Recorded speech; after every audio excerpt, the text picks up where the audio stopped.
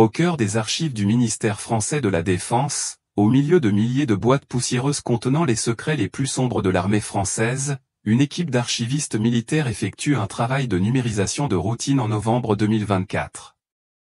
C'est un matin froid à Ville de Dijon lorsque l'ancien sergent a pris sa retraite. Antoine Dubois, désormais employé civil des archives, ouvre une boîte marquée du sceau de la 3e région militaire. Au milieu des dossiers jaunis et des photos décolorées, ses doigts touchèrent un objet inhabituel, une cassette rouillée, enveloppée dans du plastique militaire des années 1990. L'étiquette, presque illisible à cause du temps, portait l'inscription dactylographiée suivante, Opération Tempête Montagnarde, Éclair 93, classifié. Antoine il avait examiné des milliers de documents classifiés en 20 ans de service, mais cette bande lui avait inexplicablement donné un frisson. Elle fut envoyée au service des communications pour analyse. Il fallut 3 jours aux techniciens pour trouver le matériel adéquat pour lire ce format obsolète. Lorsqu'ils réussirent enfin à le faire fonctionner, ils découvrirent que la bande contenait 4 heures de communication radio militaire codée selon un code datant d'il y a 30 ans. Un lieutenant, expert en code militaire historique, fut appelé pour la décoder. Il passa une semaine à éplucher des manuels d'époque pour déchiffrer le code. Ce qui ressort des bandes rouillées était bien plus qu'un simple enregistrement de combat.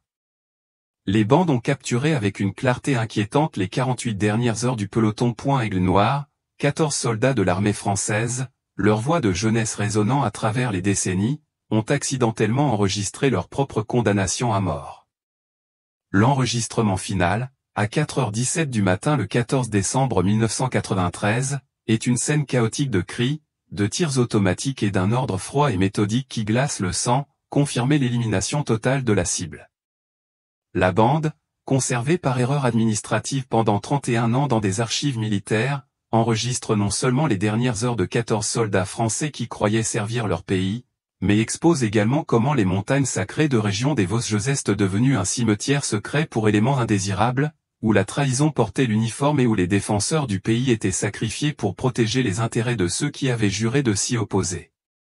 Si vous avez des proches dans l'armée ou si vous connaissez des histoires de disparition de militaires, cela vous fera froid dans le dos. Abonnez-vous à la chaîne et activez la cloche de notification, car ce que ces enregistrements révèlent sur la corruption militaire changera votre point de vue. S'il vous plaît, demandez justice pour les morts. Des Vosges en 1993, c'était et reste l'une des régions les plus accidentées de France. Un labyrinthe de montagnes dont les sommets culminent à 1400 mètres d'altitude, enveloppés de forêts denses et brumeuses qui réduisent la visibilité à quelques mètres en quelques minutes. De profondes vallées qui semblent engloutir les habitants, et les sentiers sinueux qui les traversent, ont vu d'innombrables disparitions au fil des siècles. Ce terrain inhospitalier est le berceau ancestral de communautés rurales françaises qui ont préservé leur autonomie depuis des générations. Des villages comme Gérardmer-Bienne-Münster, l'isolement n'était pas accidentel, mais stratégique, relié par un réseau de sentiers connus uniquement des guides locaux. Mais depuis les années 1980, ces chemins ancestraux sont devenus des routes de contrebande d'or, des passages parfaits pour le transport des marchandises des zones de production au point de distribution le long du fleuve. Moselle. Les Vosges étaient un ennemi plus redoutable que n'importe quelle bande de criminels. Les cartes militaires de l'époque étaient largement inefficaces, reposant sur des photographies aériennes incapables de pénétrer la dense canopée forestière. Les communications radio étaient fréquemment interrompues, car les roches riches en minéraux créaient des zones mortes électromagnétiques. Le GPS était un luxe que les unités militaires françaises régulières ne pouvaient pas se permettre. Un soldat qui s'éloignait de son unité dans les Vosges risquait davantage de mourir des intempéries que des tirs ennemis. Dans ce contexte difficile, le commandement militaire a décidé d'envoyer le peloton Aigle Noir. 14 soldats seraient des soldats d'élite de 48 bataillons d'infanterie. La composition du peloton, vue à travers les enregistrements, révèle un choix qui n'était pas aléatoire mais méticuleusement planifié pour un sombre dessein.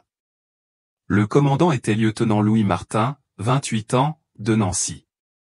Louis était le type d'homme que l'on appelle en termes militaires un soldat des soldats ou un soldat dévoué.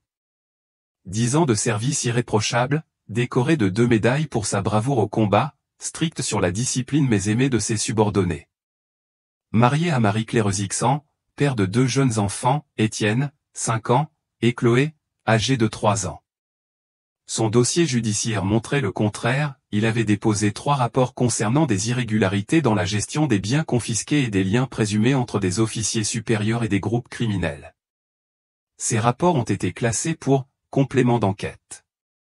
La deuxième personne aux commandes est sergent Paul Lefebvre, 26 ans, né en Brest. Paul était considéré comme le meilleur opérateur radio du secteur militaire, capable de maintenir les communications dans les conditions les plus difficiles.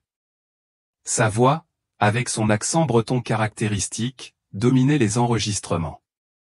Célibataire, il envoyait 80% de son salaire à sa mère veuve en Bretagne dans les enregistrements, il a gardé son calme professionnel jusqu'à la toute fin. Caporal Jacques Morel, 24 ans, de Auvergne, est le pisteur du peloton. J'ai grandi dans les montagnes. Massif Central. Il possédait une capacité quasi surnaturelle à décrypter le terrain. Paradoxalement, il connaissait le massif des Vosges mieux que bien des habitants, grâce à ses 2 années de service dans la région. Ses avertissements sur les dangers du terrain, enregistrés sur des enregistrements audio, étaient ignorés par ses supérieurs. Les 11 soldats restants complétaient le peloton. Ces hommes avaient entre 19 et 23 ans, la plupart issus de milieux défavorisés, le genre de jeunes hommes qui s'engageaient dans l'armée en quête d'une vie meilleure. Pierre Laurent, 20 ans, de la banlieue Clermont-Ferrand, pas une zone riche. Champs-Élysées. Frères Julien et Théo Dubois, respectivement âgés de 21 et 19 ans, originaires de zone rurale Ardèche, fuyant la violence pour finalement rencontrer un sort pire. Lucas Simon, le plus jeune du groupe, 19 ans, et un garçon d'Ilsace. Tout parlait 5 dialectes locaux et servaient d'interprètes officieux. Tous étaient des volontaires convaincus de l'idéal du service national. Tous envoyaient chez eux la quasi-totalité de leur salaire. Aucun n'avait de relations politiques ni de famille influente. Aucun ne resterait dans les mémoires des personnes au pouvoir. La sélection fut faite avec soin. Opération Tempête montagnarde présentée au peloton comme une mission de routine, trouver et détruire les entrepôts de contrebande dans les zones frontalières entre les communautés rurales Lorraine et Alsace. C'était décembre, la saison des récoltes, le moment idéal pour se lancer dans la production. Mais les rumeurs dans les casernes racontaient une autre histoire. On murmurait que la véritable mission était de faire pression sur les seigneurs de guerre locaux pour qu'ils cessent de payer des frais de protection à des commandants militaires corrompus. Louis Martin. Il a exprimé des doutes sur la mission à sa femme la nuit précédant le départ. Des enregistrements ultérieurs ont révélé que ces soupçons étaient fondés. Peloton Aigle Noir non pas pour lutter contre la contrebande, mais pour être sacrifié sur l'autel de la corruption, où le terrain impraticable des Vosges constituait l'arme idéale pour un crime dont le cerveau espérait qu'il resterait enterré à jamais. Le matin du 12 décembre 1993, un épais brouillard enveloppait la base opérationnelle Épinal. À exactement 6 heures du matin, la voix claire de Paul Lefebvre brisait le silence sur la fréquence militaire cryptée, base Tempête, ici Aigle Noir. Début du déplacement selon les ordres.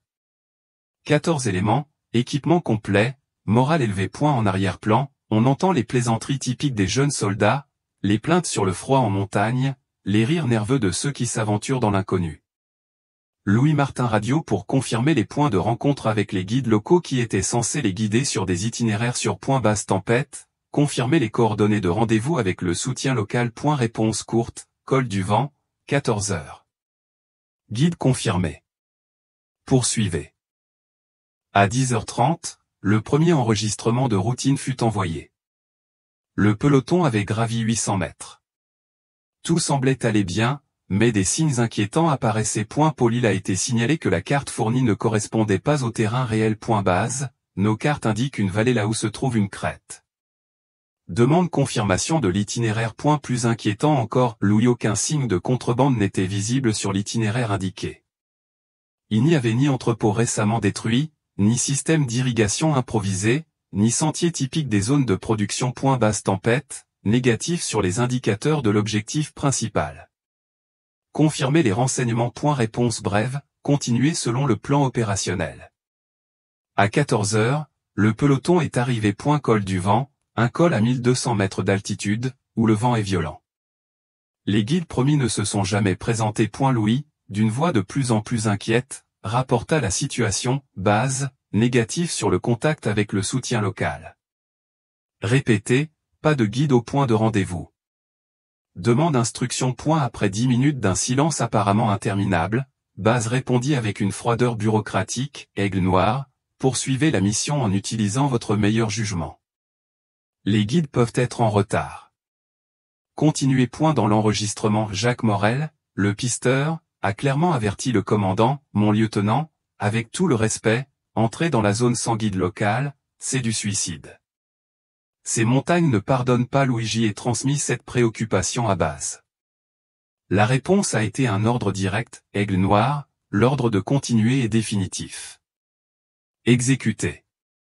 À 18 h, la situation s'était considérablement dégradée. Le peloton était perdu. Le brouillard était épais comme une couverture, réduisant la visibilité à moins de 5 mètres. Pôle des coordonnées ne correspondait à aucun point de la carte. En arrière-plan, on entendait les voix tendues des soldats. Quelqu'un disait avoir entendu des voix dans la brume. Un autre jurait avoir vu des lumières là où il ne devrait pas y avoir de village. Basse tempête, Aigle Noir rapporte une désorientation totale. Visibilité 0.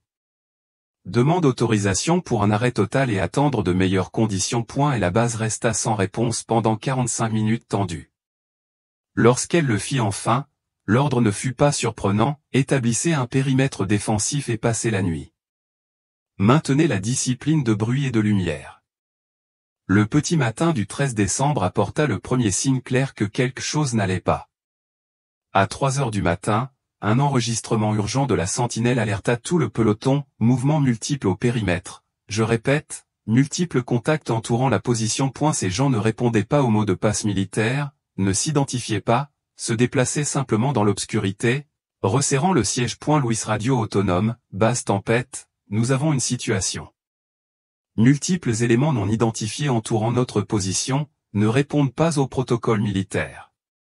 Demande autorisation pour un repli tactique immédiat. Et la réponse de Baz a été choquante et révélatrice, négatif, Aigle Noir. Ces éléments sont des alliés. Répétez, alliés. Maintenez la position et n'engagez pas les hostilités. Voix Louis pour révéler le scepticisme, Baz, ces hommes sont armés et portent des cagoules. Pas d'insigne militaire.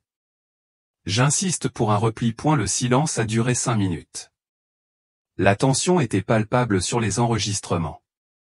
À 5 h 45, le jeu du chat et de la souris était terminé. Une voix inconnue se faisait entendre sur la fréquence militaire, censée être sûre. La voix avait un accent régional. Normandie, froid et professionnel, lieutenant Martin, bonjour. Nous savons que vous êtes 14, nous connaissons vos noms. Louis, votre femme Marie-Claire vous attend à Nancy avec vos 2 enfants. La petite s'appelle Chloé, n'est-ce pas? L'impact d'entendre des informations personnelles de la bouche d'un ennemi était dévastateur. Ces informations ne pouvaient provenir que de leur dossier militaire.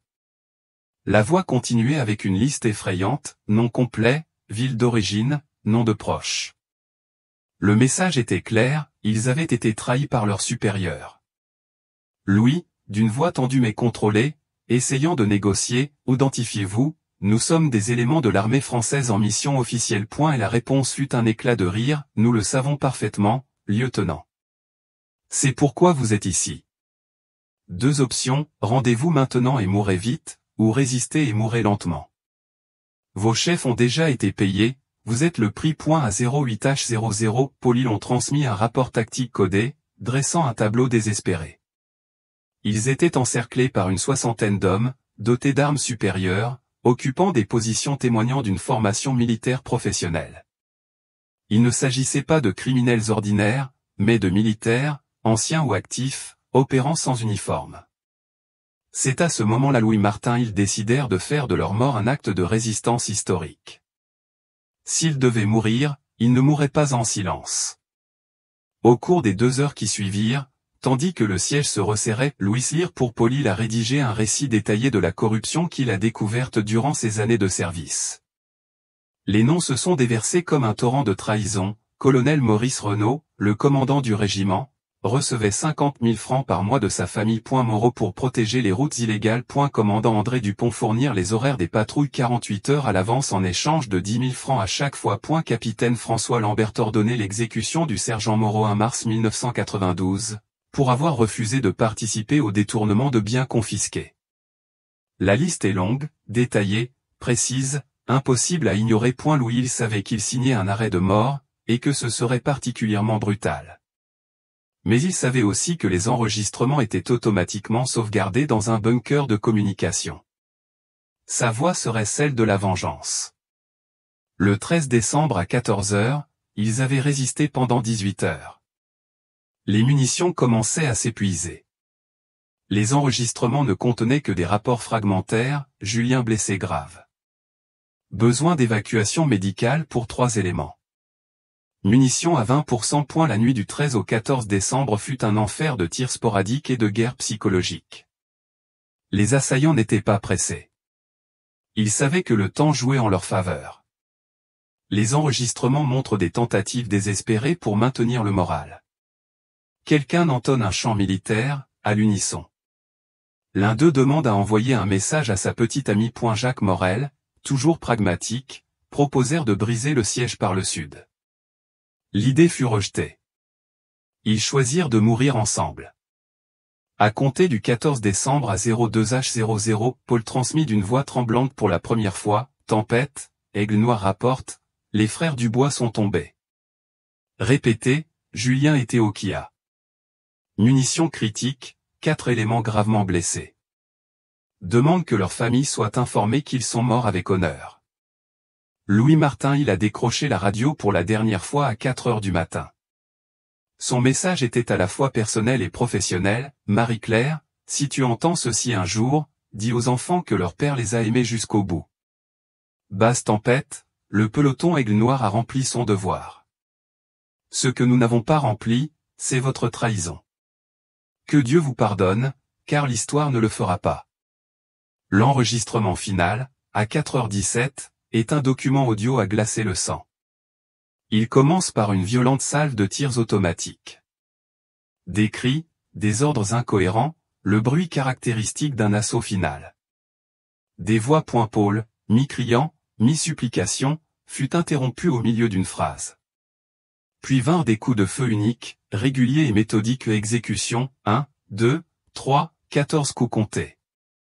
Puis la voix régionale Normandie tient le téléphone, basse tempête, cible Aigle Noir éliminé.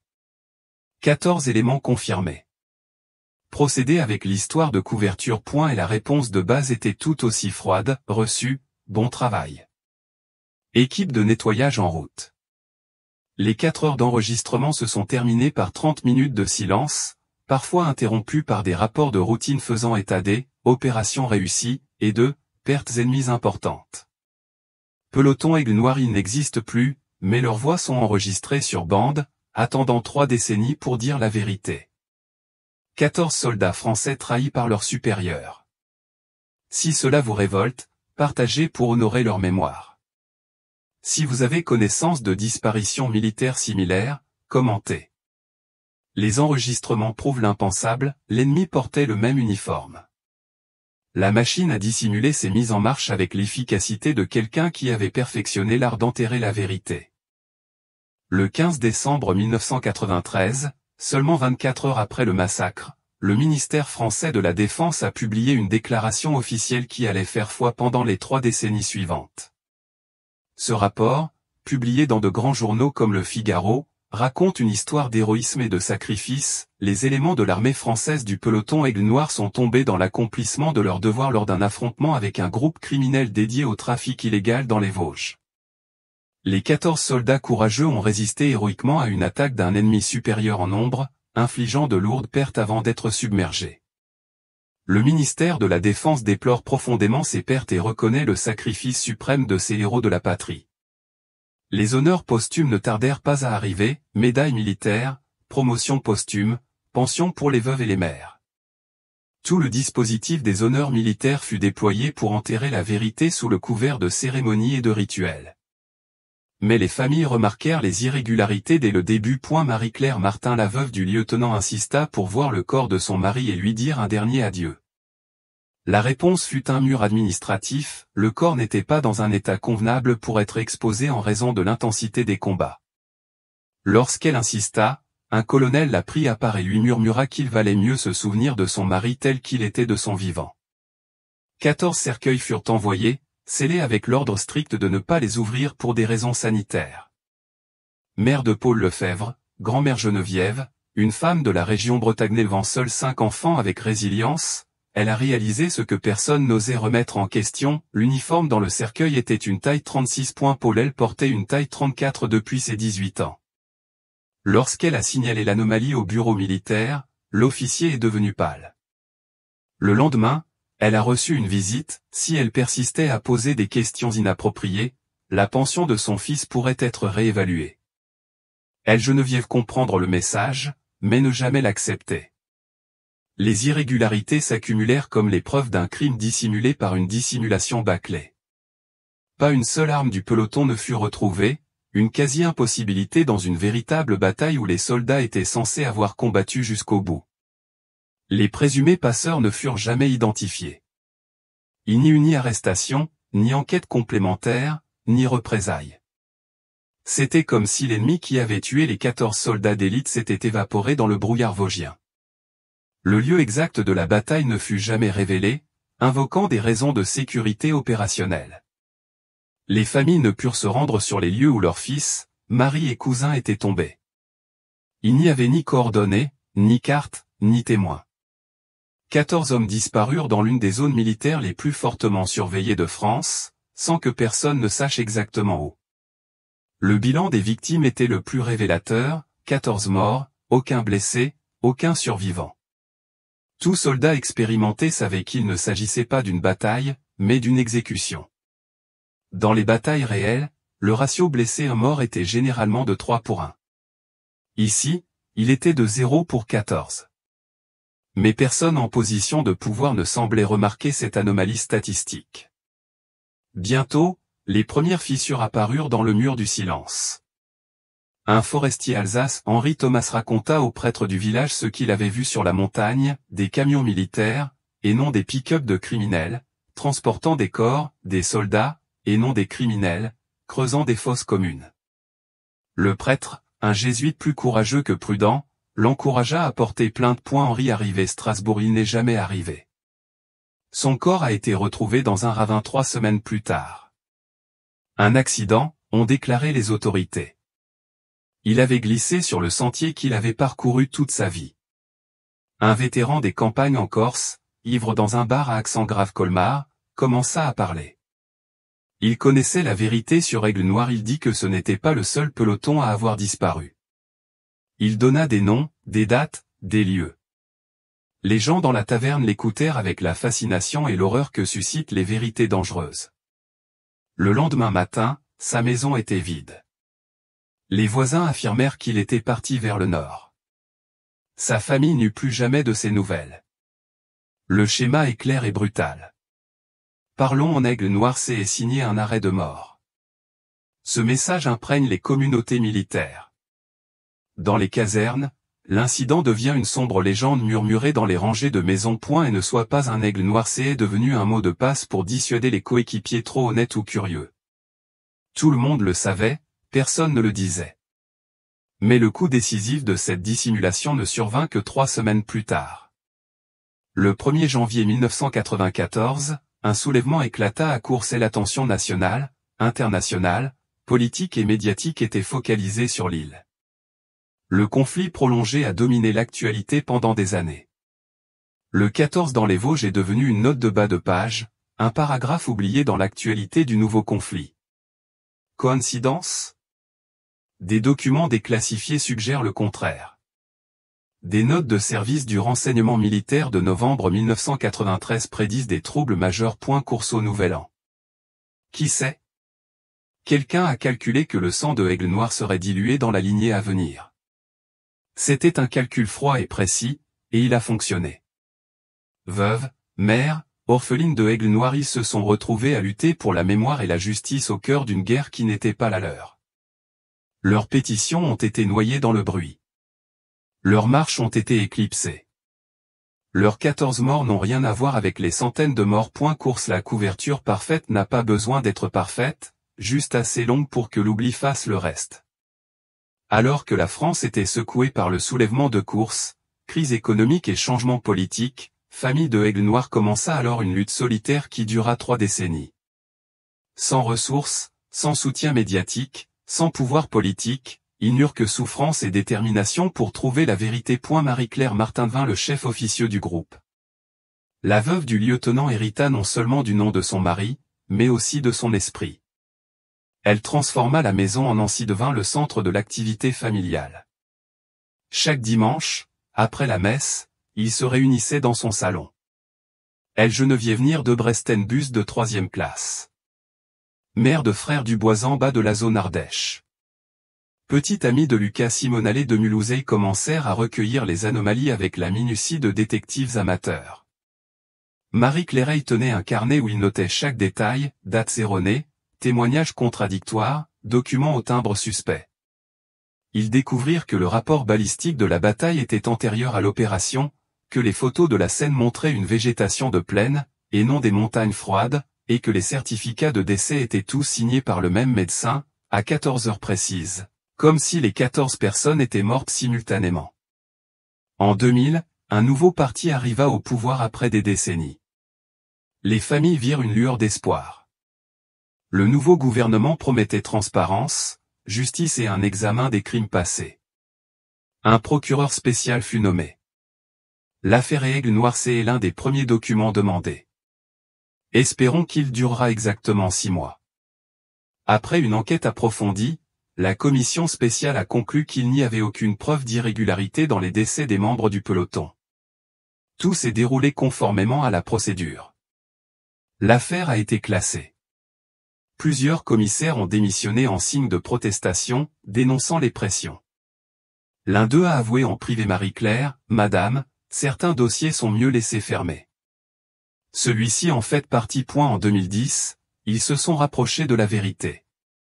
Un criminel de niveau intermédiaire, Étienne Le Basque Moreau, a été arrêté lors d'une opération à Vosges pour réduire sa peine de 40 ans, il a commencé à passer aux aveux. Parmi ses aveux, il a mentionné un massacre de soldats dans les Vosges dans les années 1990. Selon Étienne, son groupe fut engagé par des « hommes de haut rang » pour résoudre un problème. Ils étaient payés 300 000 francs à l'époque, une fortune. Ils recevaient des coordonnées exactes, les mouvements des pelotons et même des fréquences radio. Ce n'était pas un combat, il a avoué, c'était comme abattre des moutons. Les soldats ont été vendus avant de quitter la caserne. Étienne il a promis de donner le nom, la date et le lieu de l'enterrement. Il a demandé une protection spéciale, sachant le prix à payer pour parler. Sa demande a été acceptée. 3 jours plus tard, il a été retrouvé pendu dans sa cellule de haute sécurité. La caméra était tombée en panne cette nuit-là. Les gardes avaient changé d'équipe. Suicide, a conclu le médecin légiste. Affaire classée. Les familles vieillissent à force de chasser les fantômes. Les enfants des disparus grandissent avec l'absence comme nom. Étienne Martin, fils de Louis, du nom de son père, s'est engagé dans l'armée malgré les supplications de sa mère. J'y trouverai la vérité de l'intérieur, il l'avait promis. Une semaine après avoir obtenu son diplôme de l'académie militaire, un colonel l'a convoqué dans son bureau. La conversation a été brève, « Je sais qui était ton père, un homme bien. Ne fais pas son erreur de poser trop de questions. » Compris? Étienne comprend, mais n'abandonne pas. Chloé Martin, une fillette de 3 ans lorsque son père a été tué, est devenue avocate spécialisée dans les droits humains. Elle a déposé des recours, des plaintes, des demandes de transparence, tous rejetés pour des raisons de sécurité nationale. Elle a appris qu'en France, certaines vérités sont protégées non par la loi, mais par la peur. En 2020, de nombreuses mères sont mortes sans connaître la vérité. Madame Geneviève, mère de Paul, est décédée en 2018 à l'âge de 84 ans. Ses derniers mots à son fils, « J'arrive, Paul, je ne tarde plus. » Marie-Claire Martin, épuisée par 3 décennies de lutte, elle a contracté un cancer que les médecins ont délicatement attribué au stress chronique. Elle est décédée en 2022, laissant à ses enfants une boîte de documents vieux de 30 ans et une supplique, ne les laissez pas être oubliés. Les réunions du dimanche se poursuivirent, une seconde génération prenant la relève des mères disparues. Elles avaient hérité non seulement de la douleur, mais aussi de la détermination. Elle savait qu'elle risquait de mourir sans réponse, mais elle savait aussi qu'abandonner reviendrait à trahir celle qui était tombée à nouveau. Personne ne s'attendait à ce que la vérité éclate de la manière la plus inattendue. Une erreur administrative, une cassette oubliée, un archiviste curieux. Par une froide matinée de novembre, 31 ans plus tard, les morts étaient enfin révélés. 31 ans de mensonges officiels avaient détruit des familles entières. Comme si vous pensiez que les soldats tombés au combat méritaient une véritable justice. Votre soutien contribue à révéler la corruption qui tue ceux qui ont juré de défendre notre pays. La bande le prouve. L'analyse forensique de 4 heures d'enregistrement a pris 3 semaines. Les experts audio de l'Institut national des sciences médico-légales nous avons utilisé une technologie de pointe pour authentifier chaque seconde. Les résultats étaient sans appel, la bande était authentique, sans aucun signe de montage. Les voix, comparées aux enregistrements d'archives, correspondaient parfaitement. L'exactitude des codes militaires a été vérifiée à l'aide de manuels d'époque. Il était impossible de simuler un tel niveau de détail. Il en est résulté un document unique dans l'histoire du crime français, l'enregistrement en temps réel d'une trahison et d'un massacre perpétré par les forces de l'ordre. Chaque enregistrement a été retranscrit, chaque voix identifiée, chaque bruit ambiant analysé. Les résultats étaient d'une clarté accablante. L'accent breton Paul Lefebvre, avec son « S » distinctif et sa cadence maritime, était reconnaissable entre mille, même sous une pression extrême. Les linguistes légistes ont noté que sa prononciation restait professionnelle jusqu'au bout, signe distinctif d'un soldat hautement entraîné. Ce n'est que dans l'enregistrement final que sa voix s'est brisée lorsqu'il a annoncé la mort de ses frères Point du Bois. Voix de Louis Martin comparée à la transcription d'une cérémonie de remise de diplôme d'une académie militaire, ce taux correspond à 94,7%. Son discours poli mais sans prétention reflète son origine bourgeoise. Nancy. Les analystes ont constaté que même en lisant des informations dangereuses sous le feu ennemi, il conservait la structure d'un rapport militaire, événement, date, lieu, personnes impliquées. Mais le plus révélateur n'était pas la voix familière, mais celle qui lui était inconnue. La vox normandienne négociation de reddition et la confirmation de l'exécution qui a suivi ont été soigneusement analysées. Cette voix provenait Normandie ou Picardie. Sa prononciation et son vocabulaire suggèrent une formation militaire classique. Il utilise des termes tactiques que les criminels ignorent souvent, établir un périmètre de feu croisé, neutralisation échelonnée des cibles, confirmation visuelle de suppression totale. Les experts en communication militaire décryptent davantage, Paul code intégré dans le code. Il faut dire à chaque fois changement, il a ajouté une pause d'une demi-seconde, qui est le code Morse militaire de base, et plan trahison divulgation spécifique de Louis vérifié avec des documents historiques lorsque cela est possible. Colonel Maurice Renaud, il commandait alors le régiment, prit une retraite inattendue en 1995 avec une pension complète et mourut d'une crise cardiaque, convenable, en 2003. Ces dossiers sont étrangement incomplets, manquant depuis des années. Les 50 000 francs mensuels de 1993 équivalent à près de 300 000 € aujourd'hui, ce qui explique pourquoi les officiers intermédiaires prirent leur retraite avec des villas en Provençide, des voitures de luxe. Famille Moreau, mentionnée comme la source des pots de vin, contrôlait en réalité la zone. Vogel. L'analyse sonore environnementale a également révélé que les experts avaient identifié le type d'arme grâce au bruit des coups de feu. Le peloton était équipé de fusils FAMA standard, reconnaissables au rythme caractéristique des tirs. Les assaillants utilisaient des AK-47 et des M16, des armes couramment utilisées en contrebande, mais également retrouvées dans des stocks militaires, perdus. Le plus effrayant fut l'analyse des 14 derniers coups de feu. Chaque coup était espacé de 8 à 12 secondes, suffisamment de temps pour que le bourreau puisse se déplacer entre les victimes. Le modèle démontrait son expérience, pas de tir de pitié, pas de tir de panique. Chaque coup était mortel dès le premier essai. Une exécution militaire et professionnelle. La voix qui a pris le contrôle de la radio après l'exécution a été la révélation la plus choquante. Grâce à un logiciel de reconnaissance vocale, elle correspondait à 87% à l'enregistrement archivé. Colonel Philippe Lambert, alors chef du département des opérations spéciales de la région militaire. Philippe a eu une carrière fulgurante de major en 1990 à général en 1998, a pris sa retraite avec honneur en 2003, a vécu ses dernières années dans une villa à Aix-en-Provence, ne pouvait pas l'acheter avec une pension. Il est décédé en 2010, emportant le secret dans la tombe.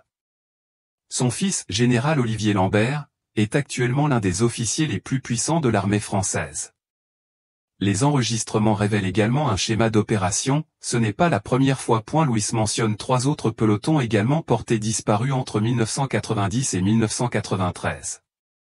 En vérifiant les registres des victimes, on constate effectivement une hausse inhabituelle du nombre de morts dans la région, toujours des pelotons entiers, aucun survivant, toujours dans des zones reculées. Le journal de bord de 4 heures n'était pas seulement la preuve d'un crime, mais un manuel expliquant comment le crime organisé et les éléments corrompus au sein de l'État ont perfectionné un système d'extermination sélective, un système où le terrain impraticable de la France est devenu complice, où l'honneur militaire a servi d'appât, où les meilleurs soldats sont morts parce qu'ils étaient les meilleurs. Enregistrement de Aigle Noir. Il ne s'agit pas seulement de documenter un massacre, mais de révéler un système d'extermination sélective fonctionnant comme une machine bien huilée. Les experts identifient un modus operandi qui se répète avec une précision chirurgicale. Premièrement, la sélection des victimes n'était pas aléatoire. Les dossiers et enregistrements déclassifiés révèlent un schéma récurrent, des soldats au casier judiciaire vierge, mais sans relation politique, des soldats trop honnêtes, refusant de verser des pots de vin ou de signaler des irrégularités.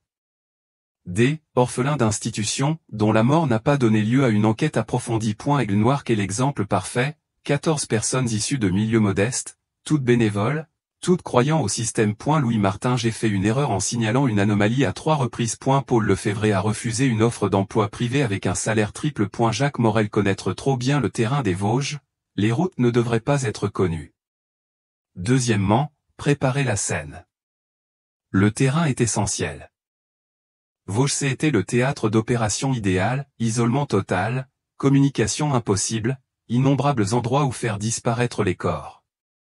Mais pas n'importe quel endroit des Vosges, les enregistrements situent le peloton sur un terrain appartenant à la famille. Moreau contrôle. Moreau pas seulement un seigneur rural, mais une dynastie qui contrôlait la régionale Sasse au fil des générations, d'abord avec le vin et le fromage, puis avec le bois de contrebande, et enfin avec quelque chose de plus lucratif, les péages sur les routes de contrebande. Ils facturaient au kilo, quelle que soit la cargaison ou la destination. Leur activité n'était pas la contrebande, mais la géographie. Troisièmement, l'opération elle-même. Les enregistrements révèlent une coordination qui aurait été impossible sans une complicité de haut niveau.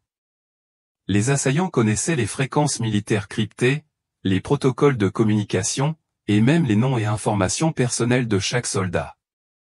Ils connaissaient l'itinéraire exact 48 heures à l'avance, savaient qu'il n'y aurait ni renfort ni secours, et que la base les avait abandonnés bien avant leur départ. L'analyse tactique a montré que les 60 assaillants n'étaient pas une foule, mais une force organisée, occupant des positions de tir croisé coupant toute issue de secours. Ils attendaient patiemment que le peloton soit à court de munitions. Leur objectif n'était pas de combattre, mais de détruire. Quatrièmement, la dissimulation systématique. Avant la chute du dernier soldat, l'histoire de la dissimulation est écrite, un soldat héroïque meurt en luttant contre la contrebande, avec des médailles posthumes pour faire taire les questions, des pensions pour acheter le consentement, des menaces implicites contre ceux qui persistent à rechercher la vérité. Les enregistrements racontent l'horreur, le système a anéanti au moins 6 pelotons en Vosges de 1990 à 1993. À l'échelle nationale, les chiffres pourraient être stupéfiants. Combien de héros de combat ont été exécutés pour avoir refusé d'être complices? Les bénéficiaires étaient évidents, des officiers corrompus recevaient des millions de francs de pots de vin, les criminels étaient protégés par l'armée, les seigneurs locaux maintenaient le contrôle féodal et le système se maintenait en éliminant quiconque menaçait l'équilibre. Mais il y avait un prix que personne ne calculait, la corruption institutionnelle. Chaque soldat honnête éliminé était remplacé par un plus souple. Chaque officier honnête tombait pour laisser la place à un plus pragmatique. L'armée française pourrissait de l'intérieur, section par section, traître par traître. Voix de Aigle Noir, préservée par une erreur administrative, raconte une histoire qui va bien au-delà de leur tragédie. c'est la chronique de la façon dont une institution fondée sur l'honneur est devenue un instrument d'autodestruction. Comment les défenseurs de la patrie sont devenus les bourreaux de leurs propres camarades. Une armée qui trahit ses soldats trahit la France tout entière. Partagée pour exiger une véritable justice militaire. Combien de soldats honnêtes ont été sacrifiés? Commentaire justice pour Aigle Noir. Lorsque les enregistrements déclassifiés furent officiellement remis au ministère de la Défense, au parquet de la République et à la Commission nationale des droits de l'homme en novembre 2024, l'impact fut sismique, mais maîtrisé. Le gouvernement français, désormais dirigé par un parti qui promettait des réformes, se retrouva confronté à des preuves irréfutables de crimes d'État contre l'institution la plus inexpugnable de France. La première réponse officielle fut un silence calculé. Pendant 72 heures, tandis que les enregistrements circulaient sur les réseaux sociaux et dans les médias indépendants, aucune déclaration n'a été faite. Lorsqu'ils sont finalement arrivés, ils ont été soigneusement examinés. Le ministre de la Défense a annoncé une enquête approfondie et impartiale sur les événements historiques regrettables révélés. Mais avec la famille Aigle Noir, ces 72 heures ont été une vie d'émotions mitigées. Étienne Martin, désormais capitaine dans l'armée qui avait exécuté son père, écoutait les enregistrements, seul dans son bureau. Arrivé au moment où son père faisait ses adieux à sa famille, le soldat aguerri pleura comme il n'avait pas pleuré depuis son enfance. Pour la première fois en 31 ans, il entendait la voix de son père. Pour la première fois, il comprenait pourquoi son père était mort. Chloé Martin, avocate spécialisée dans les droits humains, s'est enfermée pendant 3 jours avec la transcription. En tant qu'avocate, elle savait qu'elle détenait des preuves juridiques inestimables. En tant que fille, elle détenait le dernier message de son père. Cet enfant de 3 ans, qui avait grandi avec une photo décolorée, pouvait désormais entendre son père l'appeler quelques minutes avant sa mort. Brest, famille Paul Lefebvre. Il célébra une messe à l'église où il fut baptisé. Le prêtre, ému, autorisa la diffusion de quelques enregistrements de la cérémonie. Lorsque la voix retentit, professionnelle jusqu'au bout, et personne ne put retenir ses larmes. Son neveu, qui ne l'avait jamais rencontré, commenta, « Maintenant, je comprends d'où vient l'entêtement familial. » Le gouvernement a proposé ce qui était prévisible, des excuses officielles, une cérémonie d'expiation, davantage de médailles posthumes, un mémorial en Vosges, promettant que les responsables seraient traduits en justice, même s'il était notoire que les principaux auteurs étaient morts ou protégés par l'immunité et la prescription. Le ministère de la Défense a annoncé la création d'une commission spéciale chargée d'enquêter non seulement sur Aigle Noir, mais aussi d'autres disparitions non naturelles survenues entre 1990 et 2000.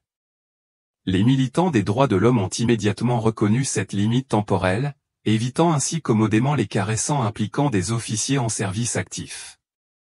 Mais le véritable impact ne se fit pas sentir dans les couloirs du pouvoir, mais dans les casernes à travers la France. Les enregistrements se répandirent de téléphone en téléphone parmi les soldats. De jeunes soldats écoutèrent avec horreur la trahison et l'exécution de 14 de leurs camarades. Les paroles de Louis Martin, « Nous avons rempli notre devoir, pas votre trahison », devint un cri de guerre silencieux. Dans les académies militaires, les instructeurs vétérans utilisèrent l'incident comme un avertissement officieux, « Baissez la tête, ne posez pas de questions, survivez. » Mais une nouvelle génération de cadets a compris différemment, si l'honneur militaire signifiait quelque chose, c'était de ne pas répéter les crimes passés. Famille Moreau, mentionnée dans les enregistrements, sont restés muets.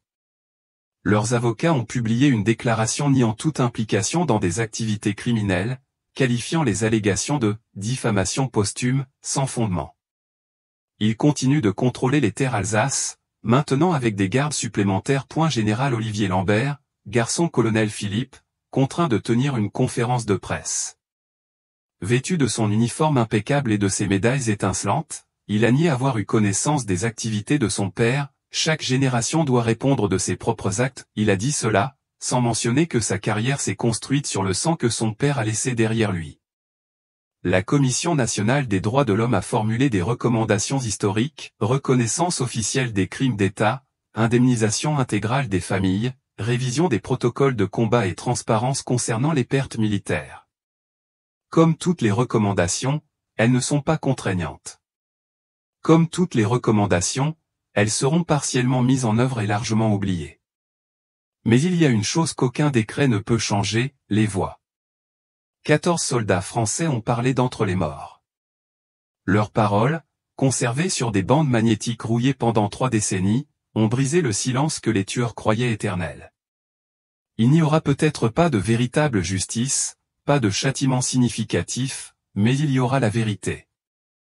Et dans un pays où le mensonge est une politique d'État, la vérité est sa propre forme de justice. Enregistrement de Aigle Noir, conservé en erreur pendant 31 ans, confirme que 14 soldats français ne sont pas morts en combattant des criminels Vosges, exécutés sur ordre de leurs propres supérieurs, trahis par les uniformes qu'ils avaient juré d'honorer, sacrifiés sur l'autel de la corruption où le terrain impraticable des montagnes s'est fait le complice parfait, et où leurs voix, enregistrées sur des fréquences militaires, ont attendu 3 décennies pour accuser leur bourreau venu. D'ailleurs, cette histoire doit résonner dans chaque caserne française. Si vous pensez que nos soldats méritent des chefs dignes de ce nom, abonnez-vous dès maintenant. La prochaine vidéo révélera une autre trahison institutionnelle. Activez toutes les notifications. Commentez pour honorer les soldats tombés dans la corruption. Partagez avec plus de trahison militaire parce que ceux qui portent l'uniforme de la patrie méritent de mourir avec honneur, pas comme des traîtres. Rendez-vous vendredi, et rappelez-vous, la vérité n'a pas de rang, pas de date d'expiration.